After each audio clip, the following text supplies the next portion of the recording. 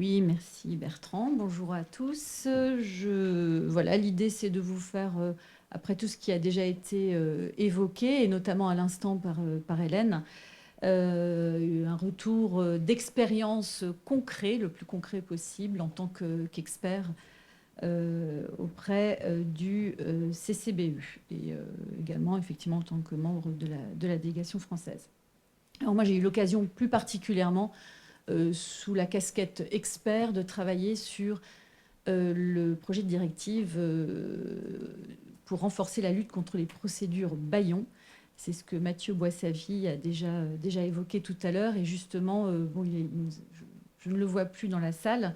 Mais voilà, d'emblée, c'est un point tout de suite que je peux souligner, c'est que de participer comme ça ensemble, les experts de différents horizons et des différentes instances au sein des comités, ça permet d'avoir une position concertée de la délégation française, en fait, j'ai envie de dire la position française sur les questions qui sont évoquées au sein des comités.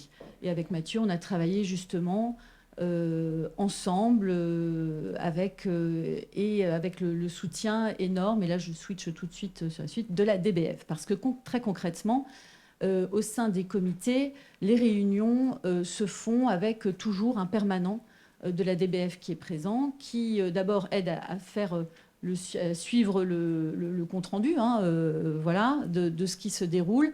Le cas échéant, si malheureusement on ne peut pas, c'est bien qu'il y ait toujours au moins un expert français présent, mais si on n'est pas là, ça fait le suivi. Ils sont toujours présents et très efficaces. Et aussi un soutien pour justement la collecte des textes, des comptes rendus, encore une fois. Donc là, vraiment, il y a une vraie collaboration très étroite et très efficace, surtout avec les membres permanents qui ont chacun des comités, ils suivent les sujets, chacun s'est fléché, attitré. Et donc vous avez un interlocuteur, vous savez très bien vers qui vous tournez pour avoir les informations si vous en avez besoin et faire le suivi très pragmatique et concret des travaux du comité, du sujet que vous suivez.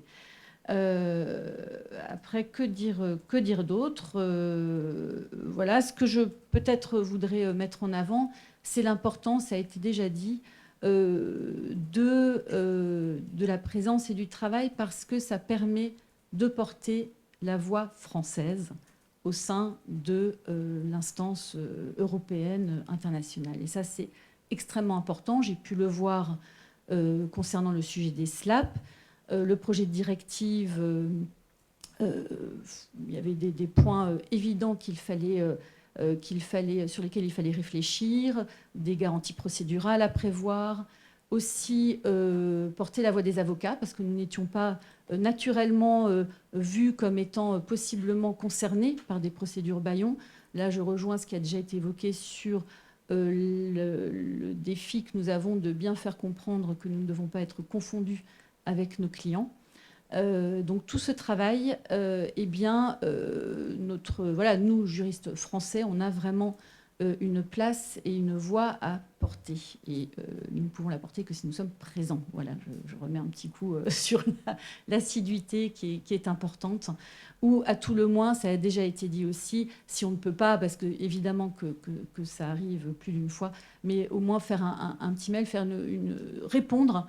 Là, je me fais un peu, voilà, donner, et c'est ce qu'on a fait avec Mathieu dans le cadre du comité SLAP, échanger, on était en lien vraiment avec, c'était Célia Freudenberger à l'époque, mais elle a été, entre-temps, voilà, il y a la suite, la relève qui se fait très très bien au sein de la DBF, mais de faire suivre sur les positions, aussi le lien avec les instances. Ça nous a permis de préparer les rapports qui ont été présentés, que ce soit au CNB, Mathieu l'a fait, et moi-même, je parle sous le contrôle de mes camarades du bureau de la conférence des bâtonniers sur l'évolution du dossier et sur les points sur lesquels la profession et les instances devaient se prononcer. Donc voilà, que dire de plus c'est important voilà, de participer. L'important, c'est de participer. Merci beaucoup. Et à disposition pour des questions. Si on peut aussi le gagner, de temps en temps. Oui, tout à fait, Bertrand.